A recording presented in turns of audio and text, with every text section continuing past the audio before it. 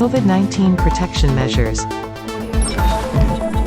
Wash your hand with soap and water regularly. Avoid touching eyes, nose or mouth. Use face mask.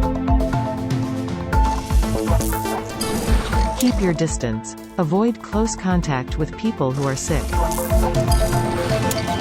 Stay home when you are sick. Get help.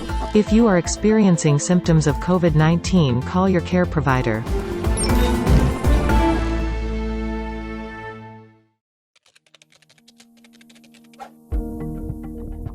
After we have been exposed to an infection, our immune system remembers the threat, in particular by producing antibodies. These are proteins that circulate in the blood and throughout the body. They quickly recognize and disable the invader upon contact, thereby preventing or minimizing illness. This is why we usually do not get sick with the same bug twice. We are immune. Vaccines mimic this process, encouraging the immune system to make antibodies without us having to go through the illness.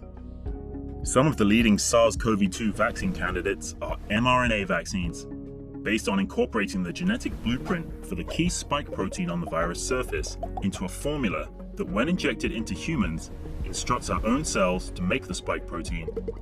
In turn, the body then makes antibodies against the spike protein, and they protect us against viral infection.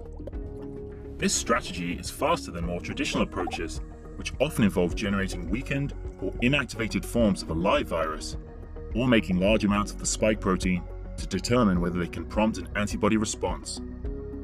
Once a potential vaccine is discovered, a number of checkpoints exist before it can be administered to people. First are preclinical tests, which involve experiments in a laboratory and with animals. Scientists must ensure the vaccine candidate is not only effective, but also safe. For example, an antibody response to an imperfect vaccine could, under extremely rare circumstances, end up increasing the danger of becoming infected. When the potential vaccine achieves the necessary preclinical results, clinical trials can begin in a small group of people. As the vaccine candidate advances, it is tested on increasing numbers of people, with scientists and doctors closely monitoring safety, efficacy, and dosing. Upon successful completion of clinical trials, the vaccine candidate must be reviewed and approved by regulatory agencies such as the FDA before large-scale manufacturing and distribution gets underway and the licensed vaccine is administered widely.